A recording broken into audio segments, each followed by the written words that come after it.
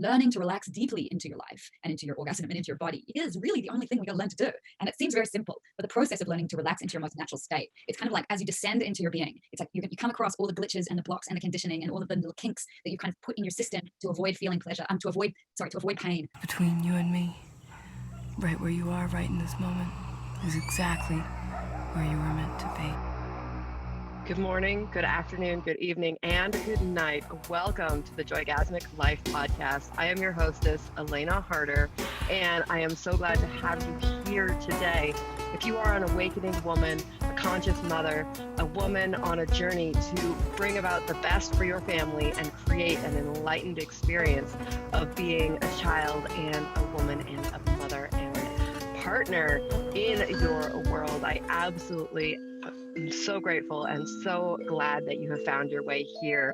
This podcast collects not only my own personal stories, things I would have done better had I known better, but also the beautiful stories of many hundreds of other women and men who have been through the consciousness awakening journey, who are here to share their stories, to inspire you to know that you can recover from mental health challenges, from postpartum depression, from challenges with traumatic births, and just the life in 21st century, as well as beautiful, actionable tips, exercises where we walk you through practical things that have really helped us, and the journey of becoming a joygasmic mother, one who handles absolutely every challenge with grace and ease and understands that everything is here to awaken her deeper, to create more empowerment and more pleasure in her life, even the challenging things. So that sounds juicy. Listen up, because we've got a wonderful episode for you today. Potential of your body and yourself.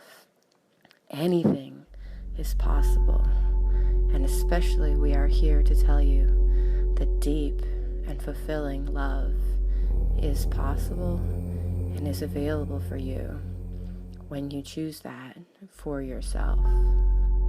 Before we get started with today's episode, I want to invite you to check out joygasm.me for your free guide to planning and having and experiencing a joygasmic birth.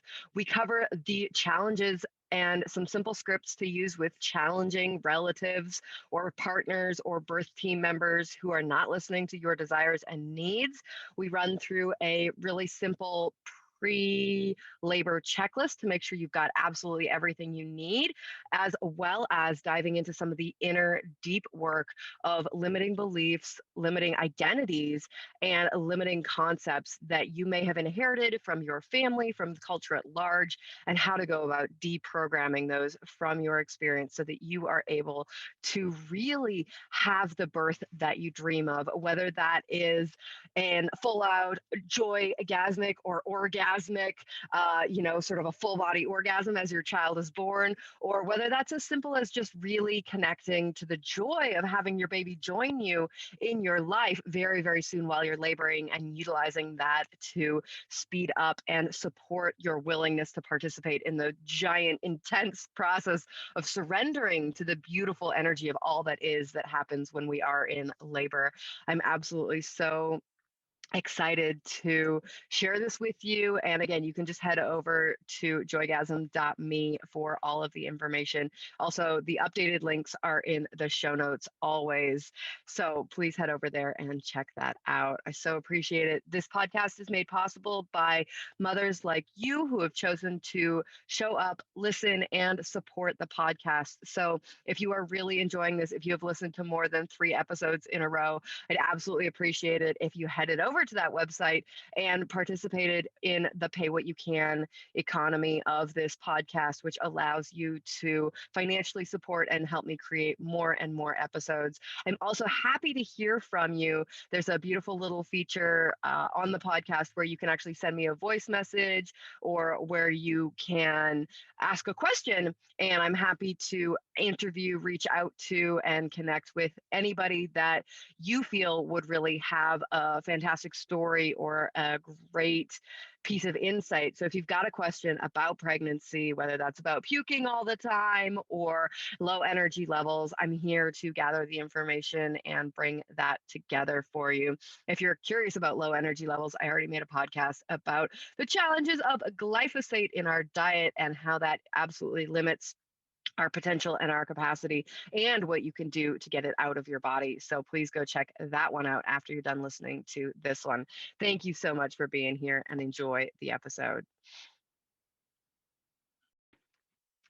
Good evening, good morning, and good afternoon, depending on where in the world you are. Welcome to the Joygasmic Life podcast. I am your host, Elena Harder, and today's guest is Olivia Bryant.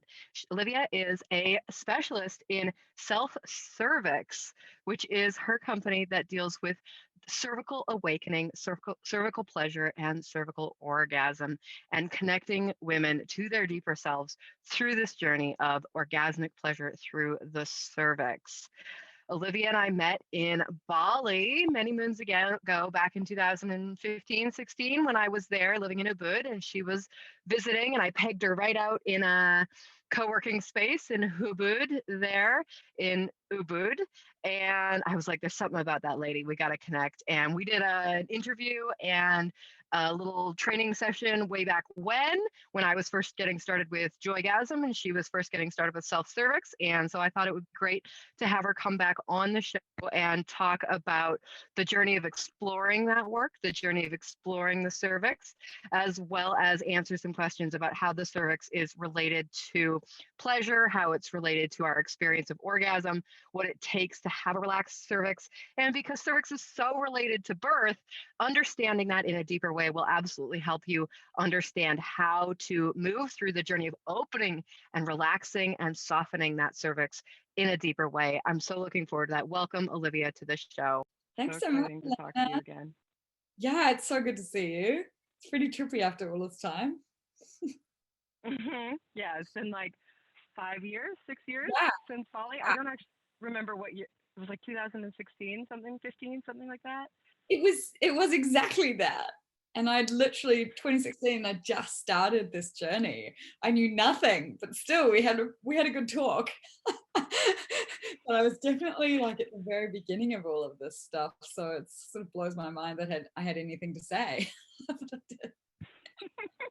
Well, I think that's part of the journey, you know, when we start talking about intimacy and our bodies and pleasure, like women start that journey from really not having a clue or from trauma, like I did, or I'm not so sure about your story and how you got started in that, but it's a journey and there's a calling there. I think that's the most important part. There's like a calling that says, you got to go do this, like share this with other people. And it's really beautiful to be with other women who answer that call. You know, I remember being in Ubud and seeing you and being like, who's that lady? There's something about her. Like, what's going on? I gotta talk to her. Just coming up to you and being like, hi, I'm Elena. What's up? You know, who are you? What are you into? Orgasms! Want to talk about it? Yeah. I was like, me too.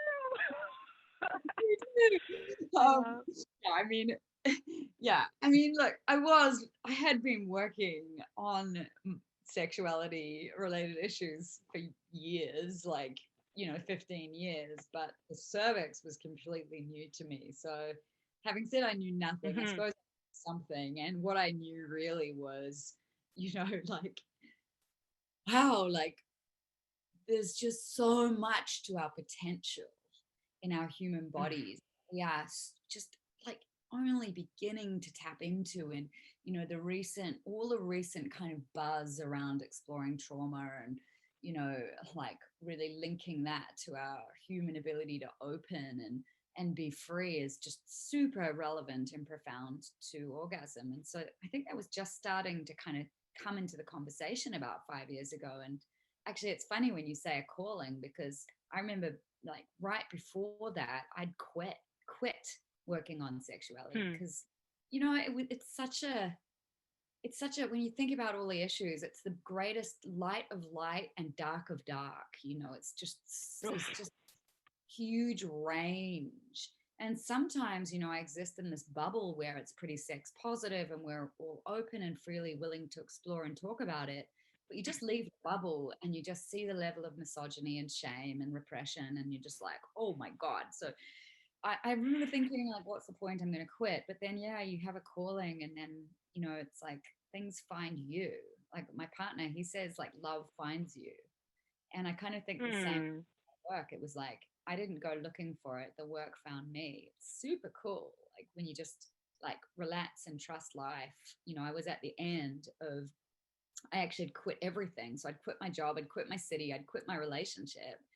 And yeah, it just kind of trusted. And then, yeah, the next thing just flows in without too much trying. And that was a big lesson in orgasm, actually, for me. You know, like it's all the same shit. Like it's all the same shit. Like the more you push and the more you try and the more you struggle, the further and further you move from your heart, you know, and from your sense of alignment. And you know, it's like you do life well, and it's sort of like it's the same principles. It's kind of crazy. Anyway, Same principles around orgasm too. It's like I don't that's know right. how many times in my life I've been like, oh, I'm really close, I'm really close. Let's just push a little bit further and it'll work. And it's like, oh yeah, now I'm like 50 feet back because I was just Yeah. pushing towards orgasm. Like good luck with that one. Yeah, I mean, exactly. And I think I was it's the same thing, right? It's like I was pushing and pushing for some kind of thing to happen in my career or whatever it is. But yeah, it's like as soon as you just like give up, it's like this real giving up and just allowing and surrendering and like learning to relax deeply into your life and into your orgasm and into your body is is really the only thing we got to learn to do. And it seems very simple, but the process of learning to relax into your most natural state, it's kind of like as you descend into your being, it's like you come across all the glitches and the blocks and the conditioning and all of the little kinks that you've kind of put in your system to avoid feeling pleasure, to avoid pain, or to strive for more love.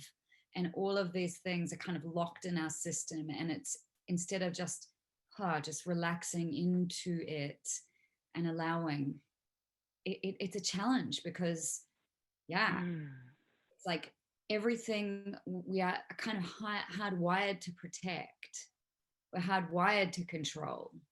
And this might mean you know, we might avoid relaxing and surrendering because the vulnerability is just too intense for us to be able to manage. So it's like then we look at that, you know, where am I actually blocking love and pleasure? You know, what is it in me that's so afraid of this deep intimacy? And it's multifaceted, you know, ranging from your beliefs, ranging from how it stores in your body, ranging from whether or not you suppress your emotions. And so it's it's kind of this beautiful medicine, I guess, when you learn, you take this journey of opening and awakening into orgasmic states. It is an awakening process. It's very different than grabbing a vibrator and putting it on your clit, you know, like, and I don't want to put it down. I don't want to like say that that's not like, it's also a really valid way of exploring your body and your being. And what I understand now is that the deeper you go into orgasm, the deeper you go into your body, the more and more you have to be healing these parts in you that are afraid to open. So it becomes a beautiful medicine. Yeah. I mean, in some ways it's so easy to just grab a vibrator or a classic position, you know, like that really works for that clitoral stimulation, be like, oh, that was so good. Okay, great. I'm done. Or, oh, like, you know, just have these like brief experiences.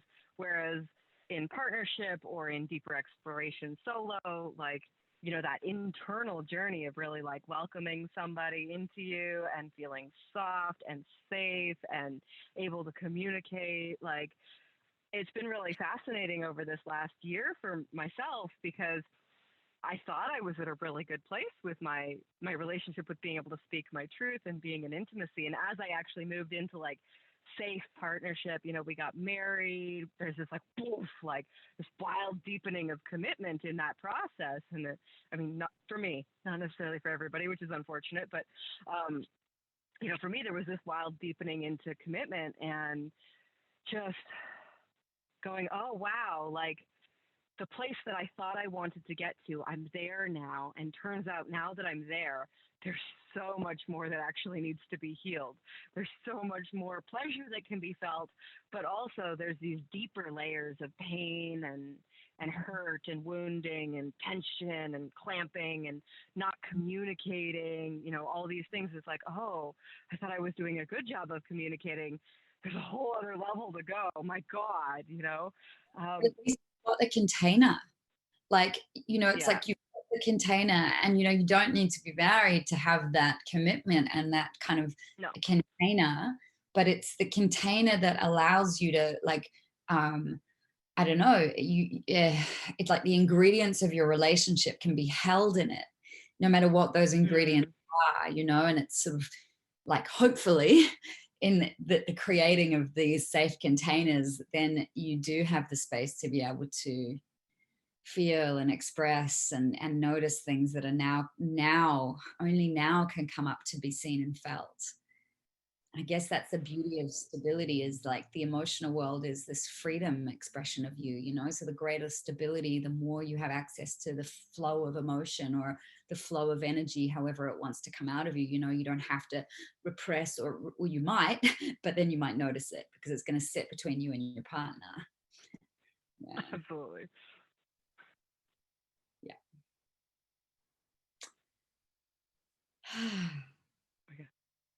Yeah. That's all I have to say about that. I mean, I can keep going about the heart if you want. Like, I actually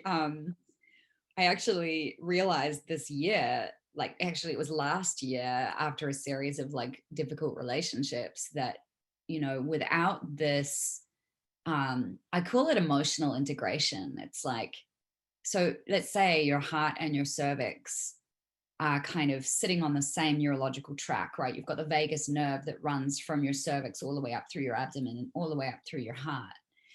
And so if you've got into the brainstem, right? Yeah, all the way up. And so if you've got like kind of emotional stress and tension, your heart is this wild conductor of your body. You know, it's going to tell every other part of your system, like, no, like there's something going on emotionally. You know, it's not really good to open. You can't quite open. And it was really interesting for me because, you know, I had this relationship where I could fully open up to this person, and I had my first cervical orgasm. And maybe 2 years ago. And then it felt like this very beautiful, safe container. He was a very, very nurturing partner. However, after time, you know, he couldn't offer me a relationship like I was needing. It was very much a beautiful 2-month affair. And then we kind of had this long distance thing. And then we came back together, and I tried to go that deep into pleasure again, and I couldn't go there. And it just got me thinking about, like, the nuances of safety in a relationship. Like, he was still the same person, but I didn't feel like we were on the same page anymore. And it really impacted my ability to really open up to this person, open up in front of this person. And Absolutely. yeah, so the result was just, you know, really starting to look at how to take care of myself in relationship, and how to not sort of have to run away and block pleasure and love, you know. So so it's really relevant, you know, the heart stuff. It's not separate from, you know, you don't just push a button and at your genitals. I mean, I think it's really different with the different kinds of orgasms. With the clitoris, you can, but the deeper you go in the body, the deeper you go, the more, I guess, I can't be in a bad mood and have a cervical orgasm, put it that way. I can't. Yeah, you gotta get rid of the bad mood first. The bad mood's gotta, you know, you gotta resolve it. One of our. I'm sorry. Go ahead. I was just going to say, there can't be any block in the connection. That's what we were saying before. You know, There has to be like a really clear space between you.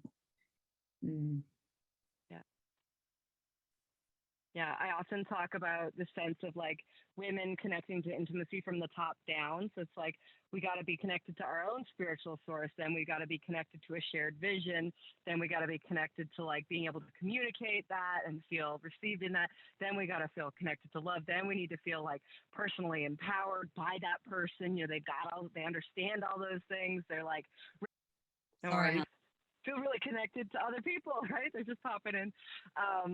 And then it's like, oh, can I create with this person? Okay, then we can talk about having sex. And you're just like, oh, that's a lot of steps, lady. Like, I mean, it kind of happens at a, yeah, I completely hear you. And that's why there's so much of this has to start with the self and self responsibility and really getting clear on, yeah, you're the source of your love and your pleasure, and I'm taking responsibility for hooking myself up to source and really like taking care of myself, and then, you know, really getting clear on my non-negotiable needs. And, you know, all of these things ultimately become this integrated, because it'll become integrated, so it's all happening all at once simultaneously, but it's almost like they do have to drop in through your work on yourself over time, and then you go, oh wow, yeah, I was totally like, you know, I was stepping over the boundaries of my own needs and not really taking into account like, oh, actually I need someone who can communicate with me, you know, instead of going along with this murky situation that we find ourselves in. absolutely. So yeah, having integrity for yourself first, then bringing that to the relationship, it certainly helps. Yeah. Yeah. Absolutely. Rocks it, Absolutely. And, rocks. and, and, and that has endless layers. It seems it just keeps going. So, you know, we've talked a bit about cervical, the cervix, but I know I only really figured out that I had a cervix maybe when I met you. You know, I didn't really, it's way inside of the body. You know, I only really started sort of exploring and connecting with it in the last maybe 6 months. Because I've been doing like fertility awareness method, and part of that is like tracking your cervical mucus.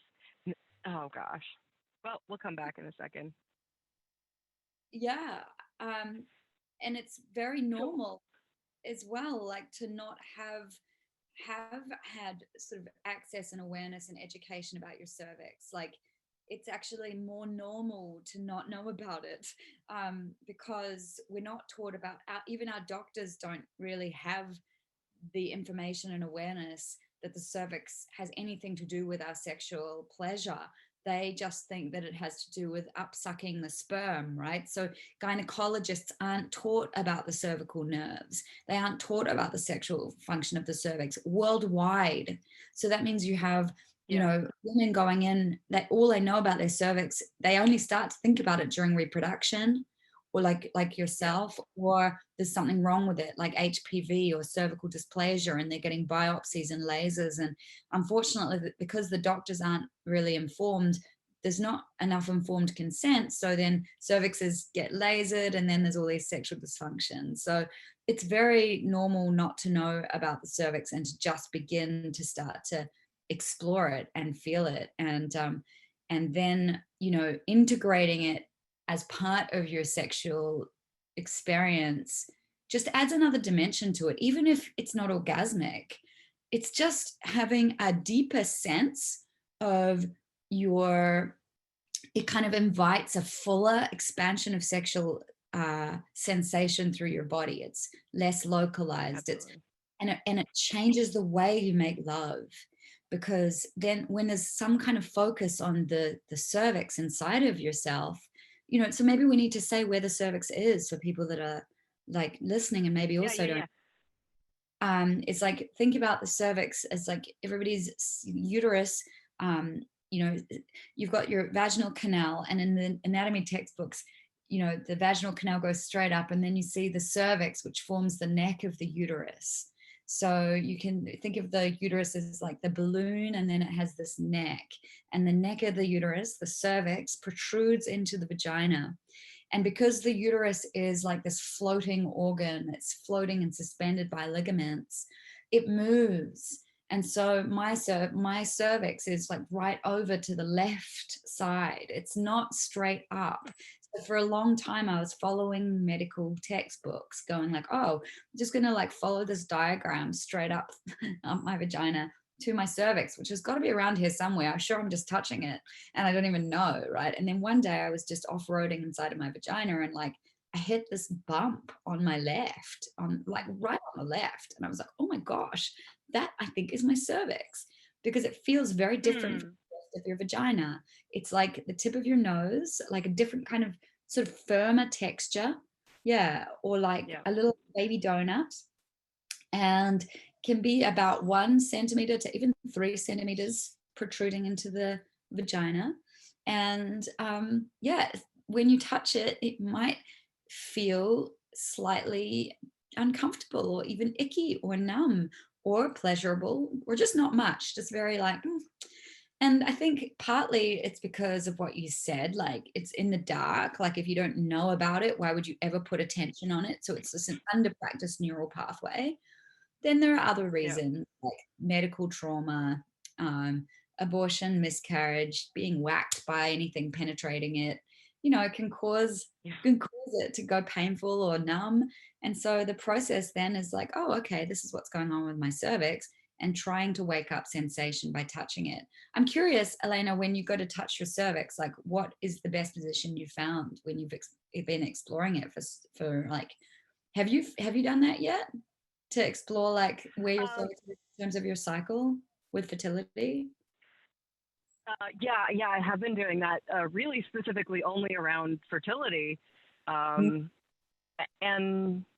yeah, like I previously I had explored sort of like I obviously explored my clitoris. That was very interesting. My G spot as like connection to that, but then cervix only in the last sort of 6 months, looking into fertility awareness stuff and being like, wow, like I have fluid that comes out of this that's radically different at different times of month. It comes up and comes down. It moves around. And I'm just thinking, like, this is feel super vulnerable talking about this in public, but that's totally fine. I'll just go with it and pretend it's just you and me and nobody will ever listen to this ever in the future. And that's fine, even though they will. Yeah. And then it's like, I'm just thinking to like, maybe it was even yesterday or the day before after lovemaking, I had this like, I've had this experience a couple times where after lovemaking, there's this like knot that just like clamps and it's like, oh, I can feel it. Feels like squeezing a muscle as hard as I possibly can. And so I like put my fingers way deep in there and just like sort of massaging around to see if I could loosen up that tension. And I think probably the most common position for me to do that is on my back with my legs like way up and my hand like way down. I know you've got a really fancy tool that you sell that I'm jealous of, and I think I'm gonna have to get myself one. It's just like massive glass implement so that it's really easy to reach the cervix. Well, I mean, yeah, but at the same time, it's really good to know what it feels like with your finger because it's a bit like being blind with the wand. Like you can't, unless you know what you're feeling, and unless your cervix is very sensitive and you know what it feels like, it can be very like blind feeling. So it's actually quite important to establish a sense of where it is and what it feels like, so that when you're on it with the wand, you're like, okay, I'm on it now, I'm massaging it. But otherwise it's a little bit like blind, like trying to figure out where you are inside of yourself. And I'm curious, if you don't mind asking, did you manage to release tension? Absolutely, I did. Yeah, I mean, it's probably like a 10-minute process. Cramping. Oh, sorry, go ahead. It was just cramping. Yeah, it's like some pretty major cramping, like period level cramps, just like, but like not pulsing, just like held and like pulled. And it was interesting because as I put my fingers in, sort of on that, like the front of my body wall, I could feel it's like, oh, I sort of slide down, and then it's like, oh, like this is like, okay, I think this is the beginning of the cervix. And then I actually was able to get my fingers sort of like up over the opening and around the back of it. Oh, and I was like, wow, like there's a lot of it on the back. Like the back is like, maybe like an inch or something, maybe not quite, maybe 3/4 of an inch, something like that I could wrap my fingers around the back of it and just sort of like do this like massage thing. And I fall into that, like that HPV biopsy group. Like I just didn't know to say, no, thanks. I'll just stop doing sexually traumatic things to myself and my cervix will come back to balance and homeostasis, you know? So that was years before I met you. But, you know, I've heard that that's linked to pain in the cervix sometimes because there's like scar tissue that's challenging. And yeah. Oh, the right thing. And I'm curious when I'm asking you questions now. Go for it. Yeah.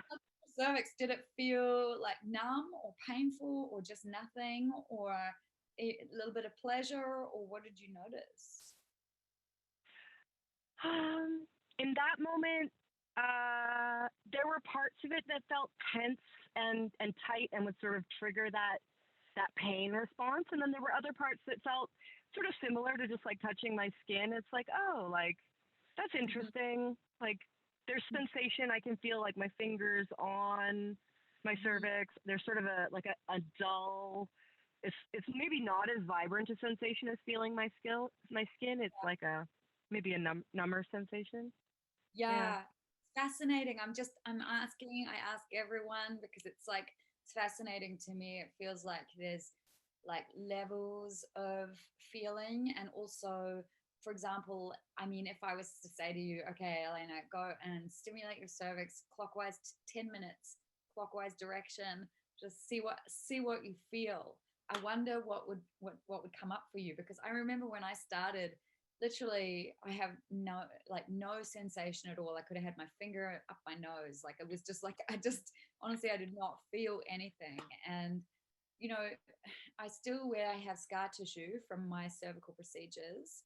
I do have limited sensation there, but, you know, I can now feel my cervix. At least I can feel, you know, pleasure that almost is referred into my belly. So that's another thing I say is like, sorry, is like, pleasure is sometimes not, it doesn't feel necessarily localized. Sometimes it kind of can spread up into the belly, and it can take a bit of patience to start to even create this new association of pleasure and take it out of that icky gynecology feeling.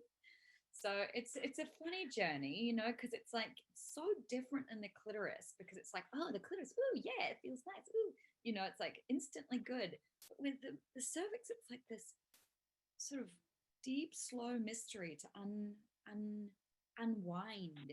And what I came to understand is like you learn through working with the cervix to just start to feel very, very subtle things. Like that was how I started to open up to kind of greater orgasm throughout my whole being, was just stop moving so much. Stop all the like, you know, fucking, you know, basically stop all the fucking. No, I mean, don't stop. But it was just like I can't feel with all that noise. Like there's so much going on. Oh my gosh. Yeah, just like stop for a second and just let me feel and let me relax and let me not have to move, like not have to moan and groan and move and like do anything. Just let me breathe and feel. And just through doing that and through the process that I offer, through like de-armoring, where you just kind of releasing the tension.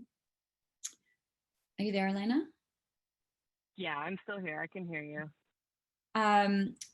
Yeah, so this process of just learning how to relax deeply and feel helped me understand that what you're opening up to is I guess your energetic body.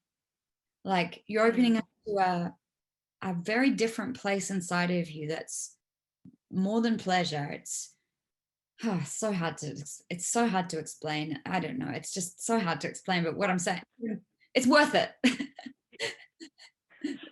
Let me try because, you know, I have this experience, and, you know, it's interesting because the cervix, to me, I love what you said about like, let's just slow down and just feel, because I know that sensation where it's like we're moving too fast for my brain and my whole nervous system to really comprehend the pleasure that's there.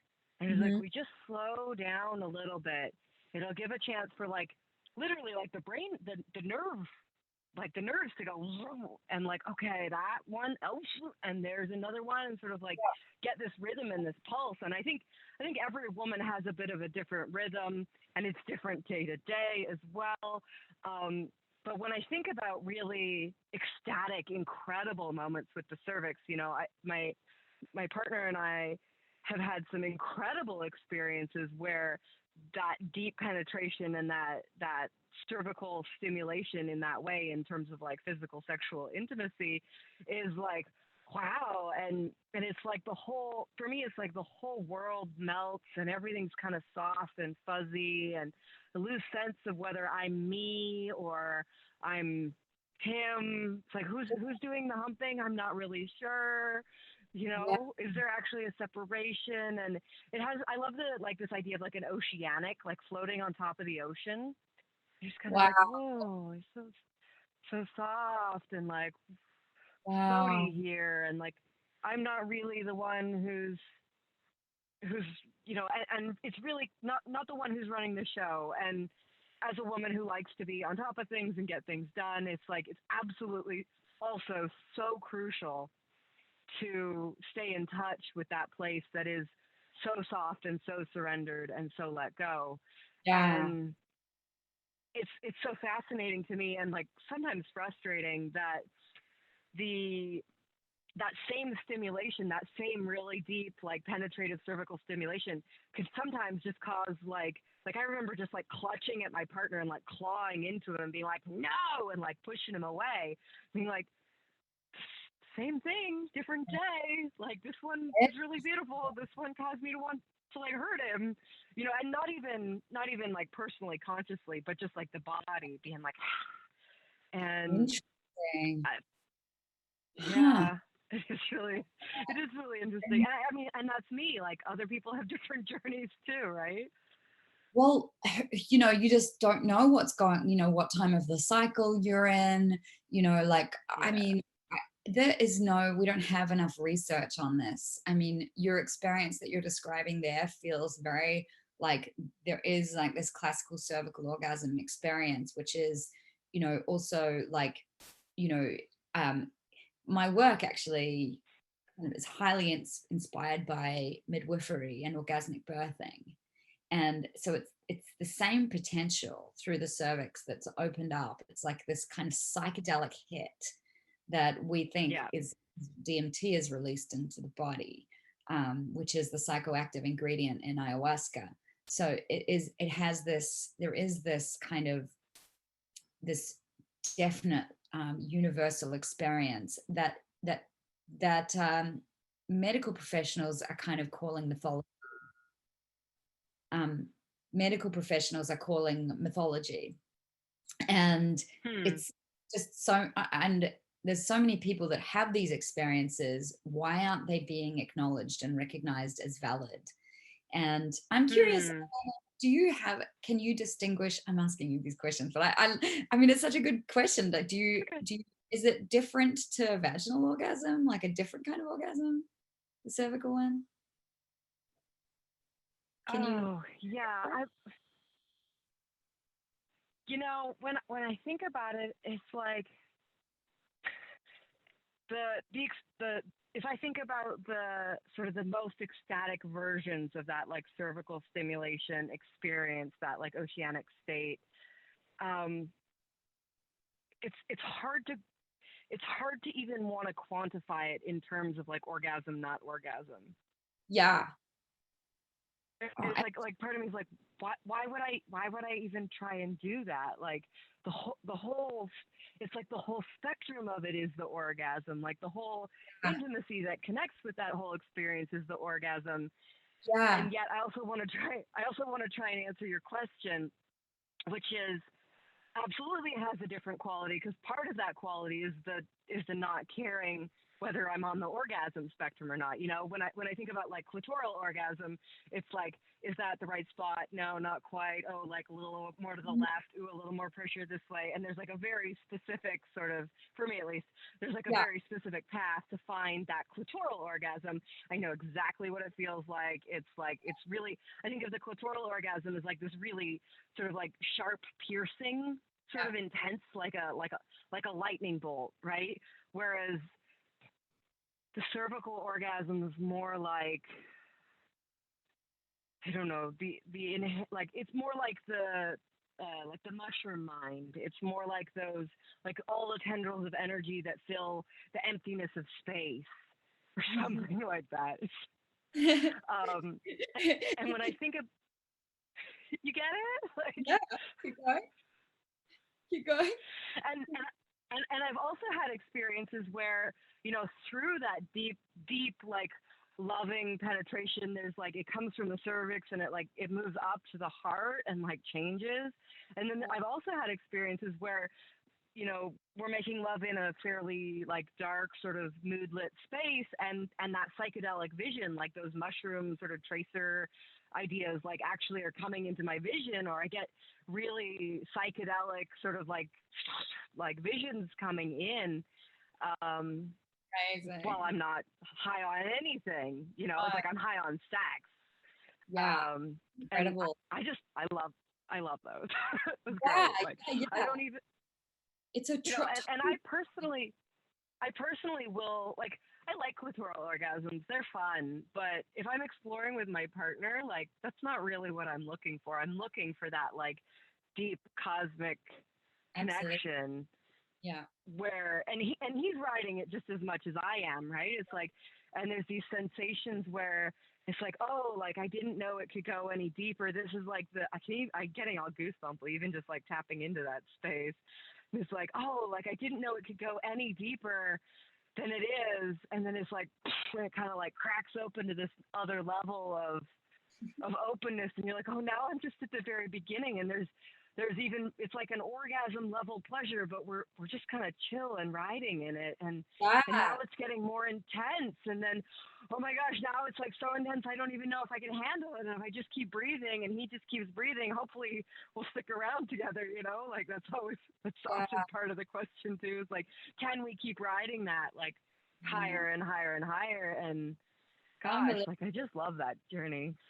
Yeah, I mean, it's very, very beautiful, and it's kind of a miracle. And I do think that we can all have this experience. But like I said earlier in the call, like, it is a matter of each of us having a look at what our own personal traumas are, and what our conditioning is, and what we learn about sex from our parents, and, our society and our religion, and, how the degrees to which we're locked. But we are all human, and we all have neural pathways, for pleasure and orgasm and pain.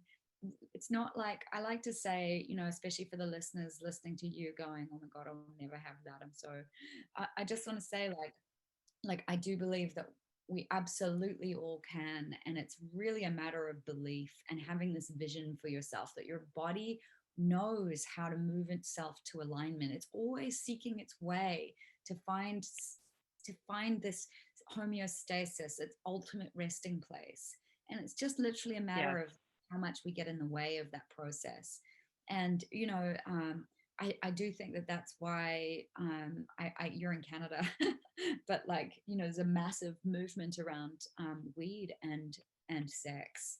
And I'm sure it's Canada as well, because I think that actually helps people kind of reach a level of relaxation and sensitivity that maybe then their nervous systems aren't quite ready to feel yet without it. So I always kind of, for me, there's nothing off the table. It's like breath work, plant medicines, anything that can help you release the trauma in your body and open up to feeling is completely valid. So I try to take the most sex positive like role to this, it's just realizing like there's always more. And I love what you said about like you're rolling this beautiful orgasmic waves, and it's just like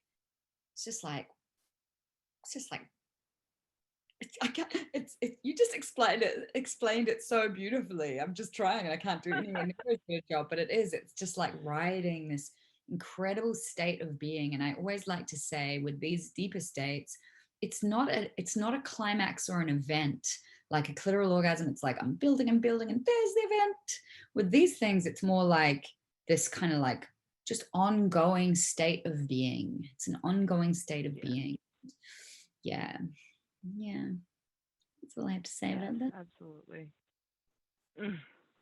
More orgasm. Yeah, and more orgasms the better. And I mean, I think it's really important to recognize, like you said, having this vision of where we're going, you know. And in the past, I had a real, like, you know, I had to come to terms with the fact that I had probably raped myself or allowed my partners to rape me repeatedly.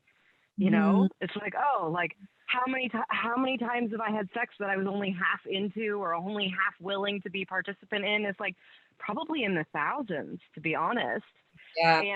And coming to terms with that and being like, wow, like, okay, so that's the old me made those decisions. What does the new me want? What does the future me want?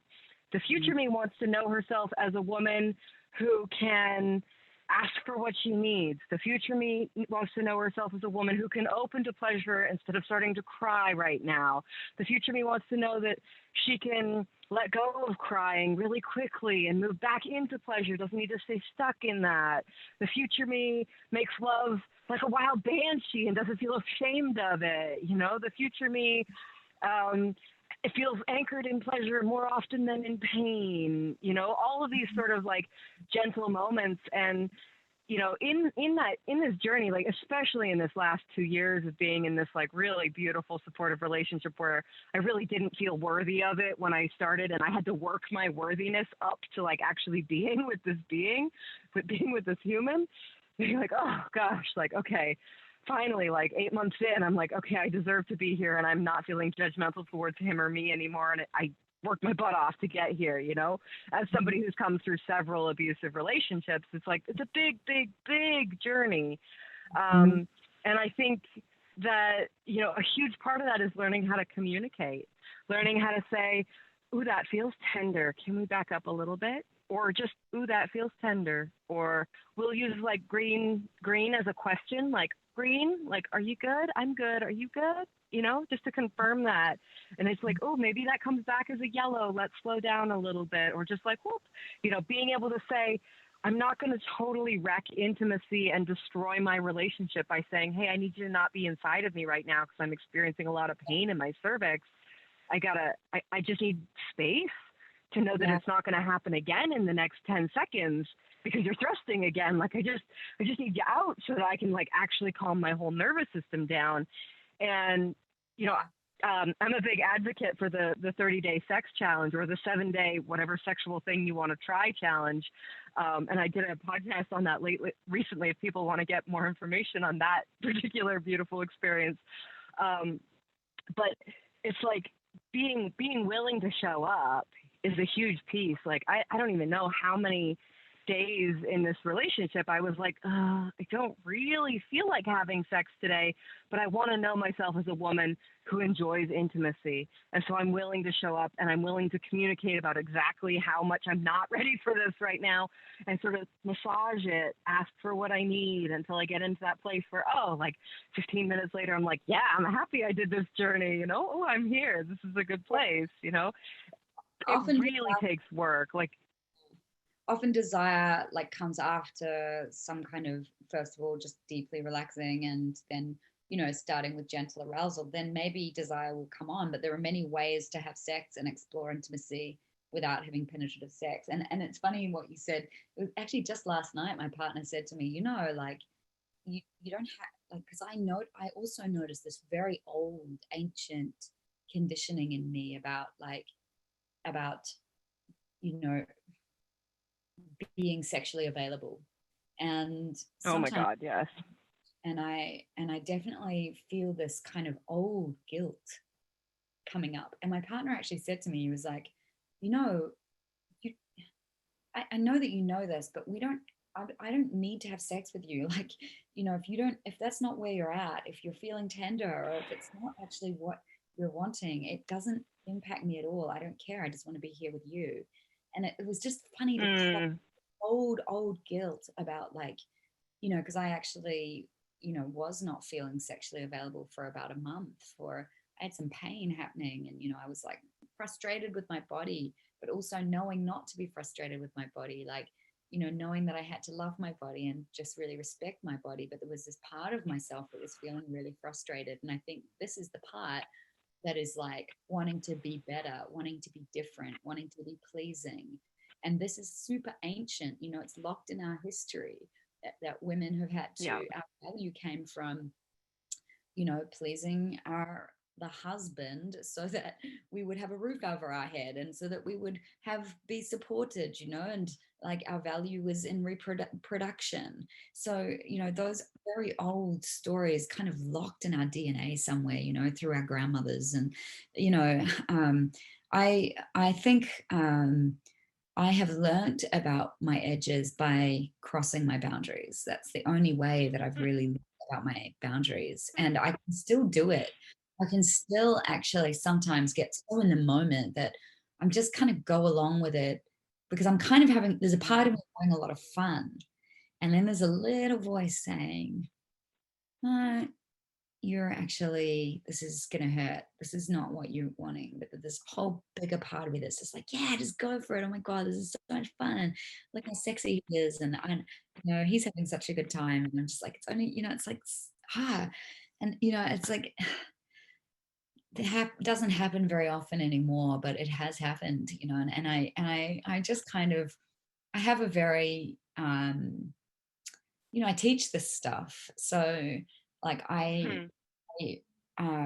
it's important for me to share that I definitely I'm not perfect with this. And I use the times when I do end up I use the time when I end up crossing my boundaries as a way as just another place where I can like get back into integrity and be like, oh yeah, okay, this happened, and I don't want to do that anymore. And I have a very understanding partner. So yeah, it's a funny thing, like getting lost in the moment and sort of just kind of overriding, and then also creating the vision of yourself, which is a beautiful way to put it. Like I actually think that was a part of this whole thing, is like stepping into the vision of myself. And I definitely, the hard lessons were what caused me to step further and further into the vision of myself. Like no longer could I put up with, dudes just wanting to masturbate inside of me, essentially, like, like, I just no longer could I deal with a man who didn't know how to feel through his own skin, and he just really had this goal in mind. Like, it's a very real experience. No more. Yeah. And like that took a lot of courage, because you go like in the dating world and you're on Tinder or whatever the app is, and you're meeting up with random people, and I have this whole education and a whole body of knowledge behind me about how I want to approach sex. And it's not like I'm just going to jump in bed with you and like see how it goes and hope for the best. It's like, hey, we're going to play Betty Martin's 3-minute game and like learn about how to touch each other. And I remember when I first started doing that, I felt so vulnerable, and I'd say to the guy, I'd be like, hey, I know this is probably might be a little bit weird and I feel a little vulnerable sharing this, but I think ultimately it would be great because it helps us communicate with each other. And at the same time, it kind of gave me information, like, is this person willing to listen? Is he willing to explore? Can he be vulnerable? It was really important to assess these people before just like opening my body completely in the end, because I just caused myself so much damage, and it's amazing. Absolutely. When this becomes a practice and an intention and a way of life and a vision, it's amazing who you start calling in to your experience. You Absolutely. actually, that blows my mind. Like, it was like suddenly those guys just weren't anywhere near me anymore. And then, this current man I'm with, and then the person before him, they were just very beautiful sexual partners, very considerate, very giving and loving. Yeah. So they do exist, and it's really important to like, I always say, like, who do you want to call into your life? Who do you want to call into your life? And are you being that for yourself? I actually have this list on my fridge, and it was my ideal partner list. But when I looked at it, it was like, oh, actually, I need to have greater integrity around cherishing myself, honoring myself, loving myself. And I had these things about who I wanted to be with, like someone who's communicative, emotionally available, sexually available, all these things, that I actually wasn't being with myself. Like, was I being sexually available to myself? No, I would go for a long time just not feeling sexual. How was I communicating with myself? Was I speaking badly to myself, or was I, involved with kind, caring communication, like honestly with myself? So it was really interesting exploration. And in like, when you're seeking a partner, it's like really looking at how you're being with you as a, I don't know if you're into all of this, but it's like, what is your vibration and what is your vibrational match? Like, it's a bit woo. Absolutely. It's interesting when you just think like, I'm always emitting a frequency, I'm always putting something out there. And if I want to be cherished, it's like I can't expect someone to know how to cherish me. If I'm cherishing me, then it's like I have particular standards and, ways of being that, the right people will slot into. Or I ask and Yeah. this is how it is. Absolutely. And I think it's so important, to ask those questions and own guardians of our vaginas. It's like the men aren't going to do that for us generally. Like, we have to do that for ourselves. I think about my own journey. It's like, I dated like 6 guys. Did I ask any of them if they wanted to co-parent my kid Yeah. verbally out loud? No. Only this last one who was like, yes, oh my God, please, I've been wanting to be a dad for my like last 10 years. And you're like, oh, like guys actually think like that? It's like, oh yeah. Yeah. But like, When you have to ask. You have to say, like, are you interested in a long-term relationship, or are you interested in exploring your sexuality, or can those Yeah. two things go together, or are they separate for you? Are you looking to get off, or are you looking to like cherish the feminine? Those are radically different things, but also the same thing sometimes. You're like, oh, like, it's super important to be clear about what you're looking for. And like you said, it's super important to be what it is that you want. I it started takes this really incredible practice of kissing my arms, and being like, I love you, I love you, I love you. Being like, if I can't do that for myself, I'm never gonna attract a partner who's willing to do that kind of like loving care for me. And it's so I started doing the practice. Yeah, Lo and and behold. it also takes so much courage to ask. And this comes back to the same thing that's looping around, is this vulnerability thing. And, it's like Yeah. being willing to lose. Like, what I really got was, I am more willing to lose this relationship than lose myself, pretending Oh, this is all right with me yes. and this is all right with me and this is all right with me, like going along with, unavailable, distant, whatever's. um and finally, this latest guy, I was just like, look, this is what I'm here for. I'm here to create a deep spiritual relationship, and you probably need to know that, because if that's not what you're looking for, then it's good to know now. And I literally was like, and also Absolutely. I see, instead of like kind of, actually, this was the first time, instead of just going with the flow, I actually said, I remember I had my eyes turned downwards because I was so shy. And I was just like, and I just need to say that I think this is a relationship. And if it's not a relationship for you, then I would have really, I think, it's good to just be clear, because for me, I'm in a relationship right now. And I'd really like, this is what I want. So what do I Oh, remember looking up, like, I was so devastated. And he just had tears rolling down his eyes. And he was like, I just didn't want to raise that with you. I thought I'd push you away. And he was like, I'm all in. And I was like, what? What? you know, oh, yeah. And he was like, I'm all in. And I was like, oh, okay. And, it was like, finally I'd raised, my standards through all of this injury in love and relationship and sex. And, that's why, as I don't want to be Pollyanna about it, but it's like, yeah, fuck, we go through these injuries. We have ourselves wounded, sometimes so badly. And hopefully, if you're a personal growth set mindset, then then your injuries are always your catalysts for rising. You know, Glennon Doyle says first the pain, then the rising. And she's like, I look forward to pain because I know that a rising's coming.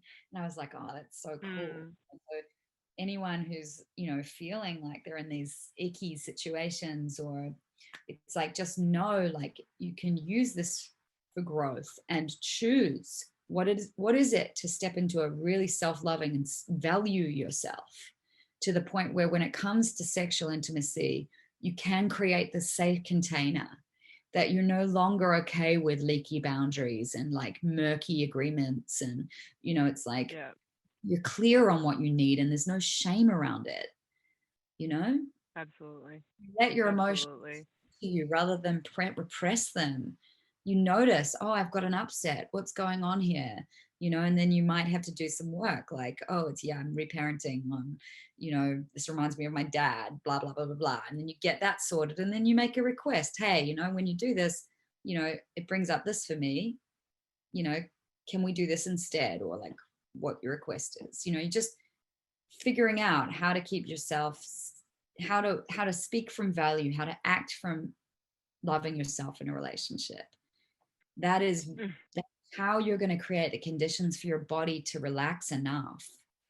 It's interesting because some people say to me, oh, I'm in a really kind of toxic relationship, but I can have all these deep orgasms.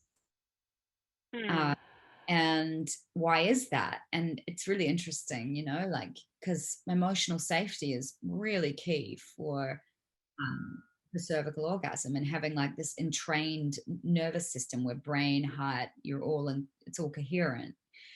It's interesting because trauma bond, you know, there is this a lot of adrenaline in the connection. So it's a potentially very arousing. So you've got a lot of arousal. And then the bond can feel like the illusion of love, you know, the confusion between pain and love, like love is pain. And then you're having sex and this momentary like illusion that, you know, you're in this loving kind of connection. So I can completely see why it's a different kind of safety. It's a familiarity rather than a safety. Love is pain. Yes. Oh my gosh. Yeah. Yeah. I guess I just wanted to bring that up because there's sometimes a bit of pushback. Oh yeah, I have these kind of orgasms and I'm in a bit of an emotionally abusive relationship. Why is that then? And I'm like, well, you know, like what's safe for you? Yeah. I mean, it's interesting you mentioned that. And I think the trauma bonding piece is really important to touch on, because I mean, when I think about my relationship with my son's bio dad, we would have these intense like sexual cervical experiences that I thought were pleasure.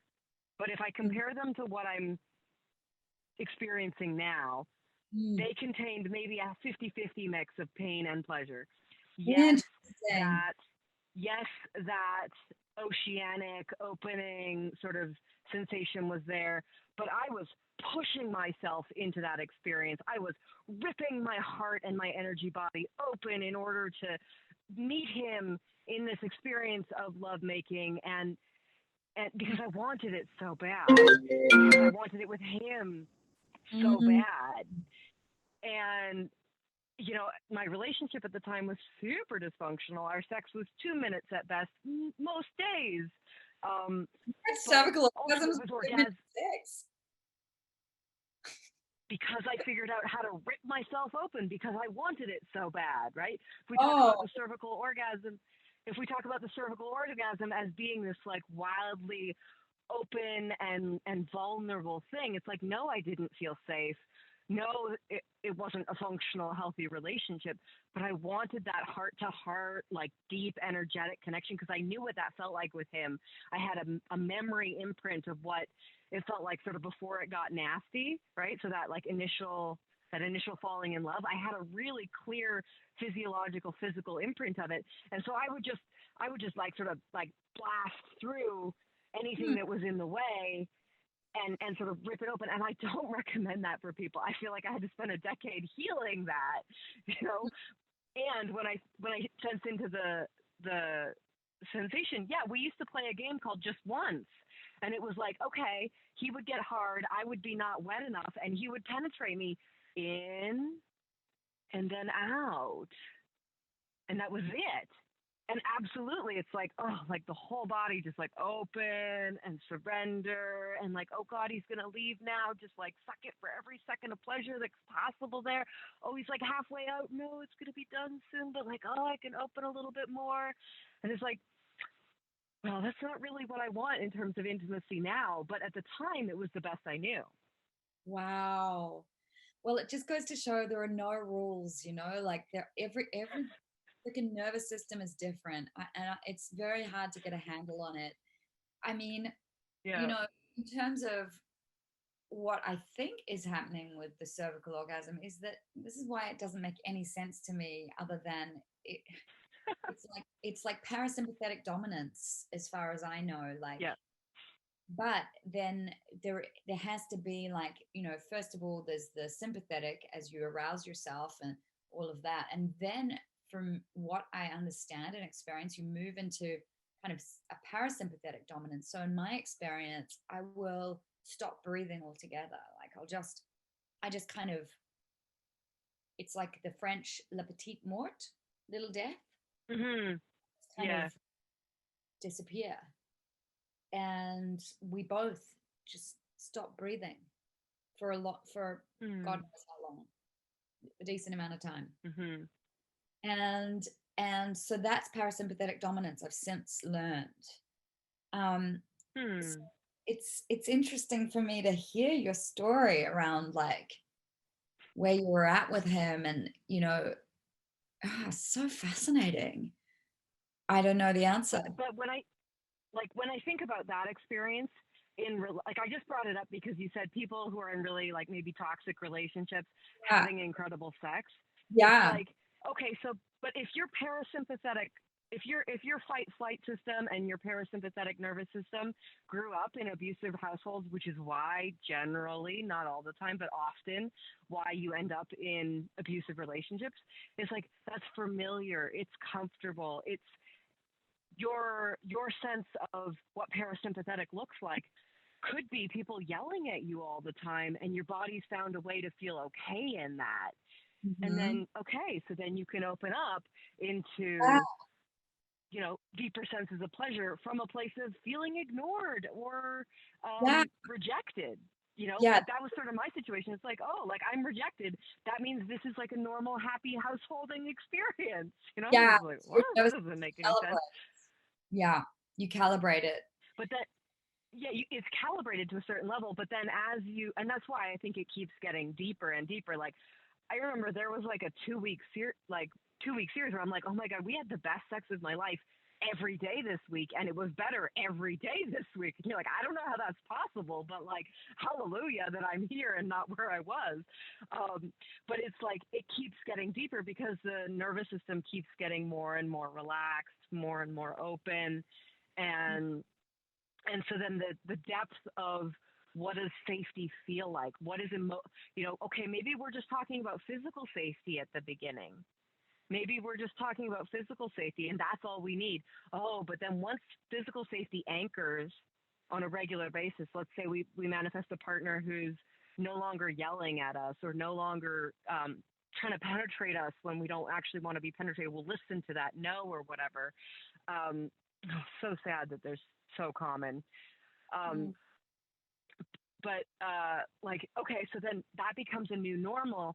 Now what? Okay, now I want to work on like, oh, I need to feel emotionally safe. Okay, emotionally safe. Like generally they're loving. Generally they won't get mad when we say no to intimacy on that particular evening kindly, you know.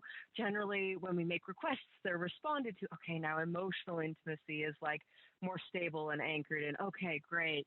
So then now I'm looking for like, I don't know, like spiritual intimacy in terms of that like deep orgasmic trance space and trusting that we can we can stay in physical safety, we can stay in emotional safety, we can, you know, open that open those visions and receive visions and have connections. And I mean, I've had like major third eye, like pain pulsing, just like similar to what I talked about earlier with the cervix, just like, and you're like, God, I can't think about any, like, there's nice stuff going on down in my pussy, but like my third eye is just like begging for something to open. And it's like, oh, it turns out it needs some kisses.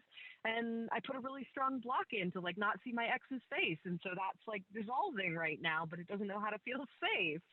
Something like that. It's like, oh, now we're opening into like, third eye safety. It's another level. Wow. Okay. Yeah, Like, who knew?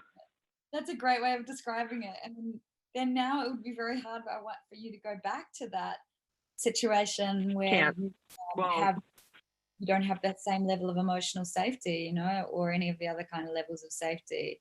But you've really made sense of like how, and the nervous system. And, you know, I used to have a teacher and she would say to me, oh, you know, you're just confusing love and pain.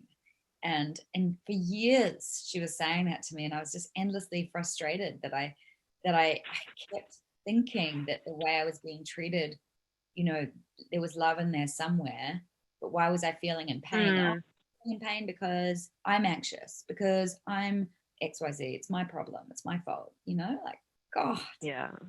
You know, and so it is this incredible experience, orgasm. The more you learn to love yourself, the deeper and deeper you can go into pleasure. Like I think I said it at the beginning, it's like it's like how you do everything. It's like the more you learn to love yourself, the more and value yourself, it's like works in all areas of your life. You know, whether it's absolutely your work or your creativity, valuing what you create, your mothering, you know, it's like there's so many areas, you know, where it's it's so beautiful where I think we could be going as a species, you know. Like I imagine that, you know, give us a few hundred years, maybe not that long, but I imagine that we'll all be able to access these states of orgasm that you can from a place of love, you know, because we will have all done sufficient healing. And then maybe we'll also be really tapping into our manifesting energy, and maybe we'll all be tapping into our ability to self-heal, perhaps even heal others, you know, and our ability to like talk to each other through like telepathy. Like I think that we're going towards more and more energetic sensitivity, like real nerve, and changing our brain states, you know, into less kind of thinking, doing, or like into these trance, you know, able to move into these very, very beautiful kind of open trance states. I think that's where we're going. You know, I think like the influx of plant medicine in the world right now is kind of helping assist this process towards greater communion with and nature and like all of life. Yeah, absolutely. I think, you know, there's been a radical shift and fragment away from humanity as part of the natural world. And if there's been any sort of theme that goes over this last year for me, it's like I'm a mammal. I am a mammal. You know, and that comes with mammal programming and wiring. And if I'm not working with that, if I'm, you know, closing down the parts of me that feel things, that have sensations, emotions, if I'm, you know, pushing to get the thing done more and more, it seems like that isn't actually working as much as centering down into my body, feeling that warmth and that glow and that happiness in my, you know, womb space, and then opening from there. It's like, what do I want? What do I want to experience? Like, seems like the further down this rabbit hole I go, the more I realize that the things that I want to create are actually coming from like that generative, creative, sexual power, rather than from my action, rather than from my sort of like fingers on a keyboard or. Yeah, I mean, it's like that. It's like your action is obviously super important, but it's like where it's coming from, you know, like coming from your being, experiencing body, you know, and then actioning what it is that's coming out of your being, experiencing body, rather than the other way around. Like, it's that classic thing about like, if I, you know, like being something, do have, like if I become this and then I act out of that being, then I get to have. But if I'm doing to have in order to be a particular way, like if I do this, Good luck. down the computer, then I will have $1 million and then I'll be happy. But it's like, oh, I can be $1 million. And then I'm going to act from that place. And then I'm going to have, you know, like this feeling of abundance, you know, it's just like, it's like fascinating to think about where we're acting from, and like taking that back to sex. It's like, you know, who do you want to be again? You know, it's like back into that vision of like, oh yeah, I've got low bedroom self-esteem, you know, and like when you're being low bedroom self-esteem, as in, you know, just really doubting your body, feeling ashamed of your lack of orgasm or your sexual response, then what are your actions coming out of that? You know, like, do you avoid being pleasured? Do you kind of like short circuit how much time someone's pleasuring you? Do you allow someone to penetrate you too early because you're afraid of being inadequate? Whereas if you take on a different state of being and a different vision for yourself, like, you know, I'm valuable and worthy and lovable and I'm a queen, and you know, I deserve to be pleasured, and pleasure is my birthright and I can take as long as I need, then who do you become in that room? You know, like generally what I found is if you're comfortable, if you're comfortable, then the other person is comfortable. Even if you have to like a minute, just fake your comfort, like just be, you know, I remember my early days, I used to just kind of almost pretend that I was, you know, feeling these things just to kind of like allow myself greater freedom. And then it just sort of, you know, I started to become it just naturally. You know, I'd have to like take a deep breath, I'd feel my shame and I'd just be with my shame, and I'd just be like, oh, I'm going to breathe, I'm going to make myself bigger than my shame. And absolutely. Yeah, that was really helpful.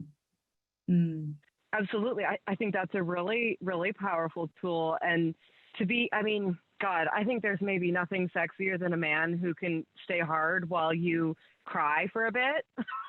You know, just like, just keep going. Like, just keep going, honey. I just got to cry it out for a little bit. Well, it depends what's happening. Yeah, I mean, it depends in the moment. Obviously, sometimes you want them to stop, but sometimes you don't.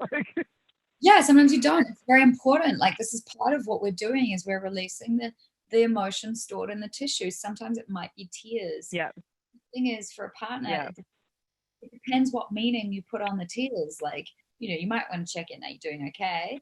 But like, if you put meaning on it, like, oh, you know, I'm hurting them, they can't handle this. This is my poor woman, she can't handle this. Or, you know, here's my strong woman, like just releasing emotion and feeling how sexy, you know. And if you want your partner to keep going while you are accessing this other side of the coin of love, which is grief, then that's completely valid, you know.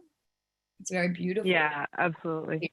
I love it. Absolutely. If I can tears out while I'm having sex, I'm like, oh, good. Some things that I'm releasing, you know, and I obviously feel very beautifully safe in this connection. Yeah. And that's, again, that's like, how are you framing it? Are you framing it as like, oh, I'm so broken and effed up and I'm not, you know, when will I ever stop feeling these pain and this releasing?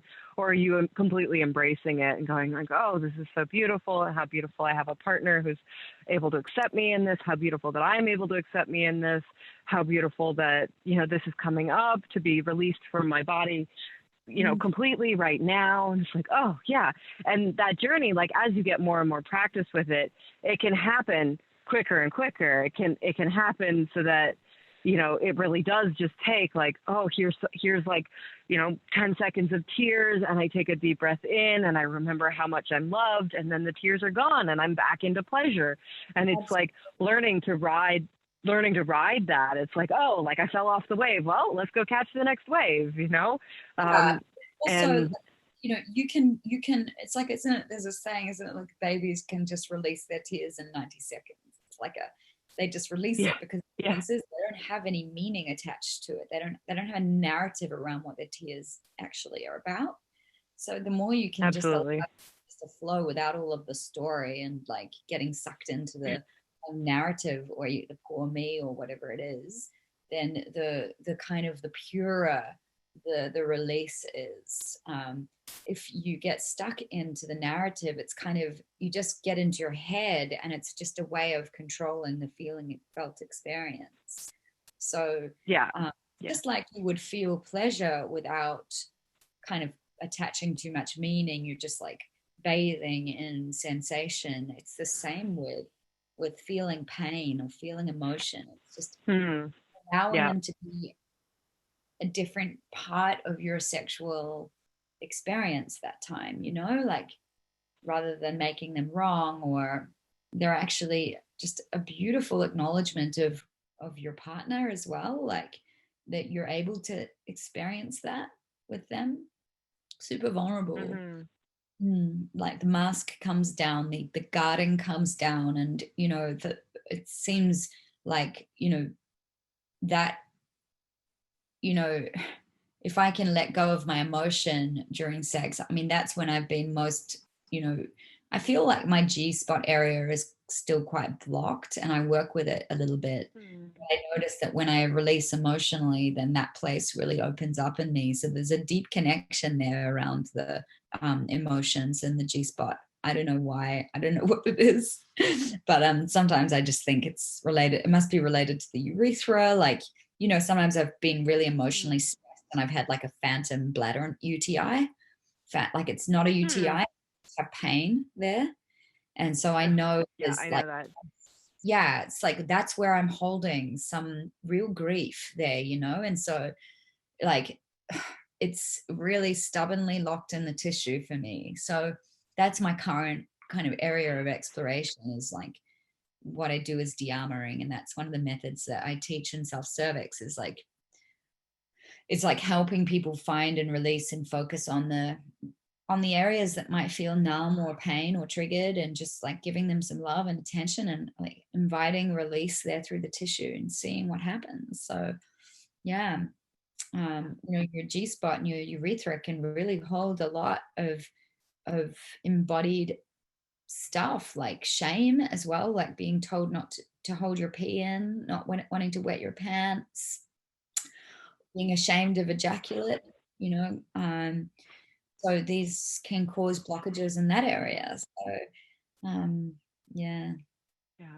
Healing. Oh, it's so, you know, it's so helpful and so healing to hear you just say that. Be like, you know, you're still, you know, you're teaching this, but also you're still working on, you know, G-spot connectivity and old pain or old sensation that's stored there. It's like, you know, I was getting ready for this call, and I'm just like, gosh, like I still am having cervical pain come up. Like I thought I was done with that. I thought I'd worked all that through, and turns out like there's still more there. And you know, I had this like that like clenching cervix experience I told you about earlier, and it's like, oh, like when will these stop? And it's like, well, maybe when I listen really attentively all the time, maybe they won't, you know, but it's like, how do I deal with them?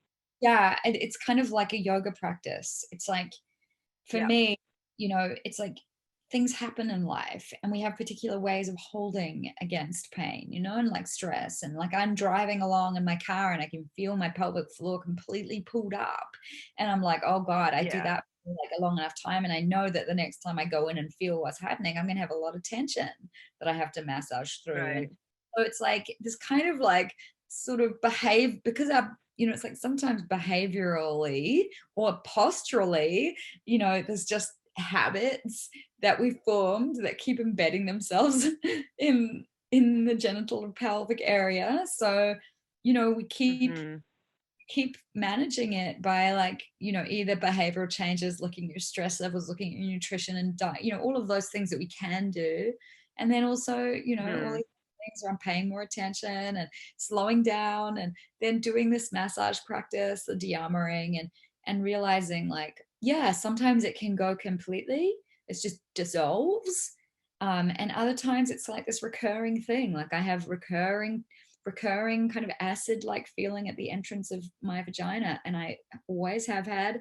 And no matter how long I can do this work for, like it goes while I'm working on it, and then next time I work on it, say a week or two later, there it is again, and it will go again while I'm working on it. So I know it's something that I'm doing in my life, that's just a habitual way of holding, that just keeps imprinting this pattern of holding in my body, like your entrance is really kind of like sort of symbolically around like boundaries and saying no.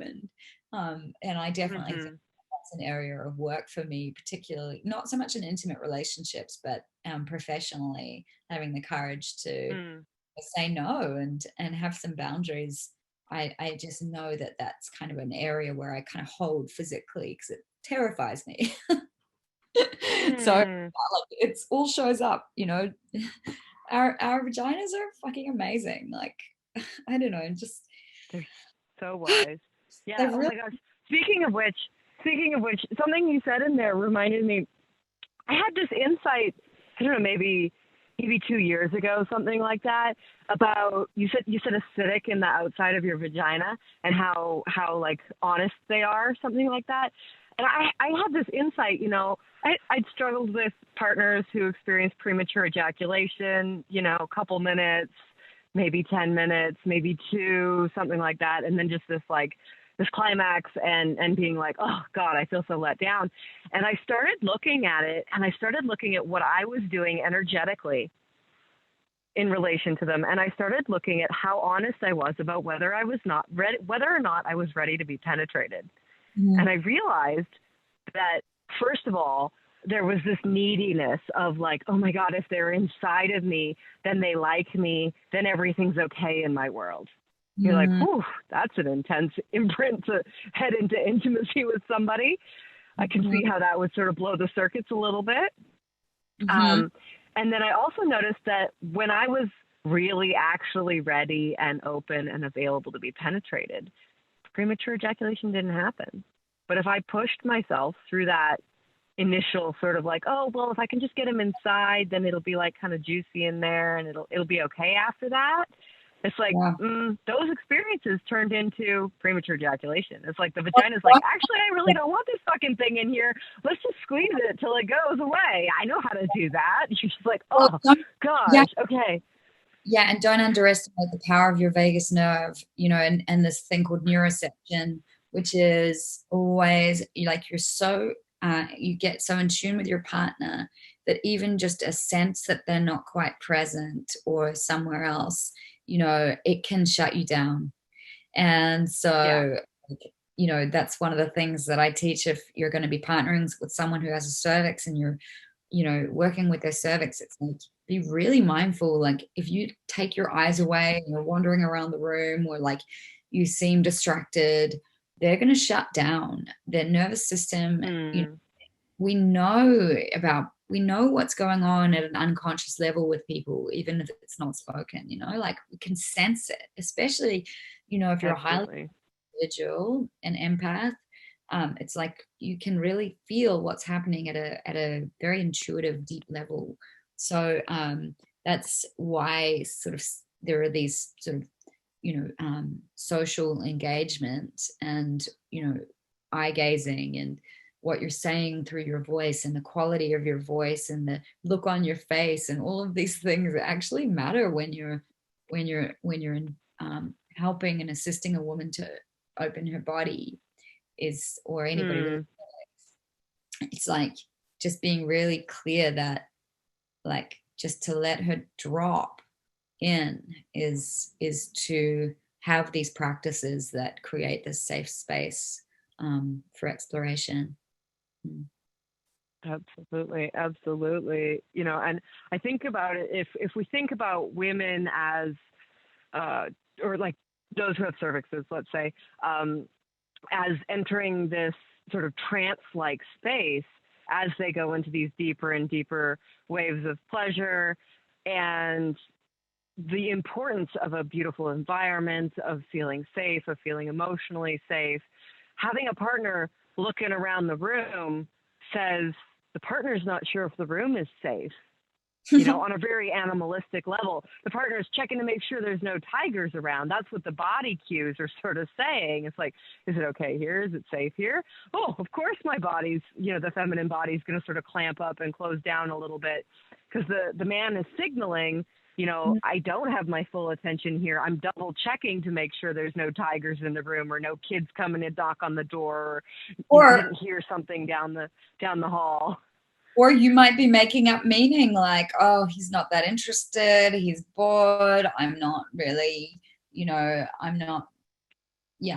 unwanted. He doesn't want to be here. And like all the stories around sexual adequacy come up. Yeah. And I think part of the journey that it's really important for me to drive this home is, if you're wondering those things, you can literally just ask. I wish somebody would have told me that to me when I was like 15. It's like, if you're wondering if they're there and interested, just ask. And also say having fun, honey. Yeah. Mm-hmm. Or if you're losing connection yourself, just stop and say, hey, I've exited my body. I've just gone somewhere. Just give me a second. I just need to come back. And then you might eye gaze, or you might breathe together, or you might just like be in your body and hold each other. But you don't need to push through if you're dissociating, if you're leaving your body. Elena, I have to finish, darling. I have to get, I've got another thing happening in 10 minutes. Sorry. I wrote it down. Let's do it. I wrote the thing. No, totally fine. I think we could go on for hours and hours and hours, and it's been fabulous. I want to have you on again. We can figure out what the heck else we could talk about, but maybe just keep rolling on the beauty of intimacy and exploring that. I'm so grateful for your time today. I have your links in the show notes, but tell people what sort of like your initial offering is, so that they know where to find you and how to get to that. Yeah, so they can go to my website at selfcervix.com, and there's a couple of things they can start with for free. There's like a free guide they can download, how to find your C-spot, so you can get going on like doing your own self-exploration, doing some of your own trigger pointing to start to like relax and release the tissue. We've got like a 5-day cervical awakening journey. And then they can just start initiation if they want to like start the first part of the working with the cervix, which is just creating a connection and like really starting to attune to the cervix and like develop a relationship with it that's sensual. So yeah, there's a few ways in, and if they go to my site, you'll see all the science and everything there, so you can start to learn and educate yourself, really, so that next time you're with a lover, or especially next time you go to a doctor and they say, oh, there's no nerves at the cervix, you can be like, actually there are 3 sets. So it's all there. Yeah, wonderful. Thank you. Yeah, thank you so much for your time and your vulnerability, and for asking questions that required me to get vulnerable. I super appreciate it. I was like, oh, okay, we just like broke through a new level here on the podcast in terms of open sharing, and I'm super grateful for that journey. Good. All right, so good. All right, Elena, thank you so much.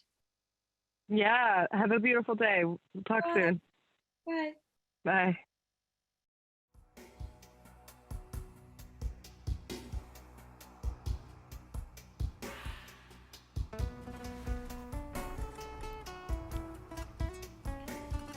How easily can you imagine that this experience is integrated already deeply into every cell of your being in such a way that you will begin to notice that you have already been operating from this new behavior for a while, and that it was simply a matter of noticing how much you've already been doing this. You may choose to feel that this moment is the moment that completely and utterly into your body. Or in the days and weeks ahead, getting curious about how fully and completely this experience has transformed your life, realizing that you are at complete choice to choose how you would like to integrate this information. Well, that was awesome. Thank you so much for listening all all the way to the end. I know your life is busy and full of joy and challenge because you're a mama. Thank you so much for being a part of the Joygasmic Life podcast. And I am so grateful to have you here and be a part of it. If you haven't already, head over to joygasm.me to check out our Joygasmic Birth Blueprint ebook and course, which give you all of the information that you need to become a Joygasmic mama, whether you are postpartum or whether you're expecting your first baby. This course absolutely has tips and tricks for you that will help prepare you for birth, prepare you for the birth of your next child, and prepare you for peaceful and joygasmic mothering on the other side. So absolutely. The way that we do one thing is the way that we do everything. And so by utilizing and beginning to build a practice of joygasmic alchemy, you will absolutely become a better mother and hold space, as I am and as many, many women are, for the enlightenment of the planet. We do that first by working on ourselves and then offering that support and that enlightened nature within ourselves to our families. And then from there, it ripples out. So if you haven't already checked that out, go check that out now. Again, it's joygasm.me. We've also got courses on rescuing your relationship, bulletproof mom, how to be able to handle even the most intense toddler or special needs child later on in life, as well as a multitude of new courses that are coming out. We're absolutely grateful to get to have you as a part of that. And remember, anyone who participates in the funding of the podcast absolutely gets a membership access, which allows you to access the bonus features, the ends of some of our episodes, exercises from our guests, as well as featured free content from them. So super glad to have all of you who are a part of that already here. And thank you so much for being a part of the Joygasmic Life family. If I could leave you with only one tip for how to be an orgasmic, joygasmic mama in this world, the invite would be to really step into and embody the knowledge that you are actually here for a reason, and that reason is to be an enlightened being for your family. They chose you for a reason. They chose you on this consciousness journey for a reason. And you absolutely have the tools and skills to be able to do this. If you're struggling, please reach out. I am more than happy to help people rewire what's going on in their brain, create a new story, and create a more powerful experience so you can be the kind of mama for your kids that you really have dreamed of. You absolutely deserve it, and your children absolutely deserve it. I look forward to getting to know you more, and I look forward to co-creating through the membership content. Have a beautiful day, and we'll see you on the next podcast.